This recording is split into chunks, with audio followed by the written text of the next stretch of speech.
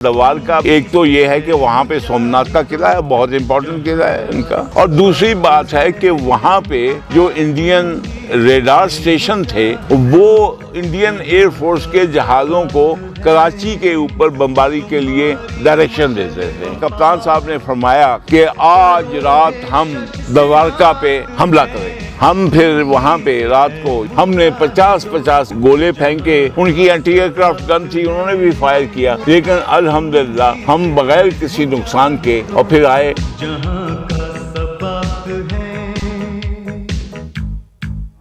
السلام علیکم، آپ دیکھ رہے ہیں پولیٹیکل انسائٹ، میں ہوں وجیہ نجم۔ ناظرین، 6 ستمبر 1965 یوم دفاع کے لحاظ سے پاکستانی اس دن کو بڑے جوش و جذبہ کے ساتھ مناتے ہیں۔ اس سال ہم نے کوشش کی کہ ہم اپنے 1965 کی جنگ میں حصہ لینے والے ہیروز غازیوں سے آ کر ملاقات کریں۔ اسی سلسلے میں آج میرے ساتھ جو بزرگ ہستی موجود ہیں وہ 1965 اور 1971 کی جنگ کے غازی ہیں، سفارتی کاموں میں بھی پاکستان کو بہت زیادہ سرو کر چکے ہیں۔ اس کے ساتھ ساتھ جب وہ سیاست میں آئے تو پاکستان تحریک انصاف کے وائس چیئرمین بھی منتخب ہوئے۔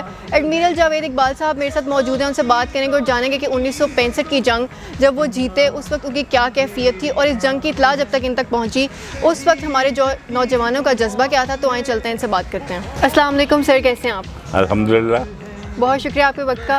سر، سب سے پہلے 6 ستمبر سے شروع کرتے ہیں کہ 6 ستمبر کی جنگ کی خبر آپ کو کیسے ملی تھی اس وقت جب آپ لوگوں کو پتہ چلا کہ جنگ ہونے لگی ہے؟ آپ کے جو باقی جوان آپ کے ساتھ آپ کے ساتھی تھے، کیا فیلنگس تھیں؟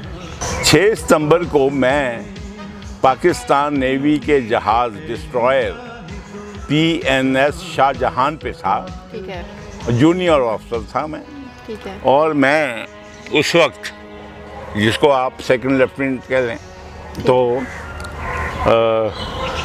صبح جب ہم جہاز اپنی ایکسرسائزز کے لیے نکلے، کیونکہ سپتمبر سے پہلے جو ڈیوٹی تھی نیوی کی وہ یہ تھی کہ جو ہمارے بحری جہاز تھے اور خصوصاً وہ جہاز جو کہ اسلحہ وغیرہ لے کے آتے ہیں آرمی، نیوی، ایئر فورس کا، وہ گلف آف ایڈن سے وہ آنا ہے تو ان کی نگہداشت کرنا تاکہ دشمن ان پہ کوئی کارروائی نہ کرے۔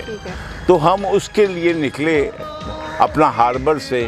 ہاربر میں جہاز ایک ایک کر کے نکلتا ہے، تو ہم ابھی نکل ہی رہے تھے کہ ہمیں آواز سنائی دی۔ ہمارا ایک جیسے آپ کے دفتروں میں آفسز میں ایک سینٹرل ایک ہوتا ہے انٹرکام سسٹم، تو اس انٹرکام میں یہ آیا کہ ابھی ٹی وی پہ ایک ہی ٹی وی ہوتا تھا اس وقت، PTV، کہ صدر پاکستان خطاب کریں گے۔ ٹھیک ہے، تو وہ صدر پاکستان کا خطاب کرنے کے لیے جہاں جہاں تھے ہم جم گئے سامنے۔ تو ایوب خان صاحب نے خطاب کیا، میرے عزیز ہم وطنوں، اور آج صبح 6 ستمبر کو ایک بزدل دشمن نے لاہور سیکٹر پہ اس طرح کی کہ ہم پہ حملہ کر دیا ہے۔ پھر انہوں نے کہا کہ وہ نہیں جانتا کہ اس نے کس قوم کو پکارا للکارا ہے جن کے دلوں میں لا الہ الا اللہ محمد الرسول اللہ کی گونج ہے۔ وہ تو پھر تو آگ لگ گئی نا، ہمیں آگ لگ گئی تھی۔ آپ کو پتہ ہے کہ محمد کا نام ہو، اللہ کا نام ہو، لا الہ کا نام ہو، تو مسلمان تو ہیں، خالی دلوں میں ان کے یہی ہوتا ہے، باقی سارے ویسے عمل تو کرتے نہیں ہیں۔ تو ہم تو جناب پاکستان زندہ باد اور یہ وہ، خیر وہ اب مصیبت یہ پڑی ہمیں کہ اب جہاز تو باہر سمندر میں چلے گئے، اور ہم جناب ہمیں یہ بھی پتہ لگا کہ یہ ہمارے ریڈیو سے اور ہمارے وائرلیس سے اور ہمارے جو کیپٹن جہاز کے تھے وہ بھی تھوڑا بریفنگ دیتے تھے، پتہ چلا کہ جناب لاہور میں بو کاٹا ہو رہا ہے۔ ادھر جو ہے ماشاءاللہ ہماری ایئر فورس جو تھی ان کا بہت یعنی کہ اس ایئر فورس کی کارکردگی نے پاکستان کو بچا لیا۔ ٹھیک ہے، وہ ایئر فورس تھی جس کو کہ تیاری ایئر مارشل اصغر خان نے کی تھی، ٹھیک ہے، اور 3 مہینے پہلے ایئر مارشل نور خان کو انچارج بنایا تھا۔ تو دونوں نے بہت ہی پروفیشنل طریقے سے اس ایئر فورس کے، اور میرے جو ساتھی تھے اور سینئر تھے انہوں نے کمال طریقے سے، آپ دیکھ لیں MM عالم ہو، سرفراز رفیقی ہو، تو خیر وہ بو گھٹا ہو رہا ہے۔ اب ہمیں ینگ مین ہے، اب ہمیں آ رہا ہے کہ یار ہم کیا کریں، تو سمندر میں جہاز ہیں، ہم نے جیسے یہ گھراؤ کرتے ہیں آپ اپنے مینیجنگ ڈائریکٹر کا یا آج کل بجلی کے بلوں کا گھیراؤ کرتے ہیں. ہم نے کپتان صاحب کا گھیراؤ کیا جی ہم کیا کریں. اس نے کہا بھائی ہم سمندر میں ہیں, ہمیں تو جو آرڈر آئیں گے تو ہم تب کچھ کریں گے, تم نے اگر چھلانگ ولانگ لگانی ہے تو لگا دو. تو خیر ہم منہ اپنا جھیپ کے نیچے آ گئے اور انتظار کرنے لگے, اور اب ہمارا منہ گلف آف ایڈن کی طرف, اور بیچ بیچ میں ہمیں جو ہے اپنے جہاز سے بریفنگ بھی ہو رہی ہے کیا جنگ میں کیا ہوا, ہوائی جہازوں کے آسمان پہ کون سی جنگ لڑی گئی, زمین پہ کون سی, لیکن پریشان ہم بالکل اور دکھی بالکل اور تڑپ رہے ہیں ماہی یہ بے آب کی طرح کہ ہم کریں کیا, کیا جواب دیں گے, ہم کریں کیا. اللہ اللہ کر کے 7 تاریخ یعنی ایسے گزر گئی, 6 بھی گزر گیا, 7 بھی گزر گئے, 8 کو اگر ہمارا منہ جیسے ایک طرف ہو تو 8 کو ہم نے دیکھو میں جونیئر آفیسر تھا, ایک سیکنڈ لیفٹیننٹ کے لیول پہ, تو کپتان تو مطلب کرنل یا بریگیڈیئر اس لیول پہ لوگ ہوتے ہیں, تو ہمارا کمانڈر پاکستان فلیٹ بھی اس لیول کا آدمی تھا.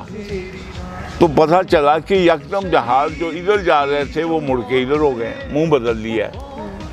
اب اتنی عقل تو ہمیں تھی سیکنڈ لیفٹیننٹ ہوتے ہوئے بھی کہ جہازوں نے رخ بدل لیا ہے, اور رخ کس طرف ہے, بمبے کی طرف. تو پھر جو نعرے لگے یہ یا علی پاکستان زندہ باد, یا علی, تو نعرے پہ نعرہ, نعرے پہ نعرہ.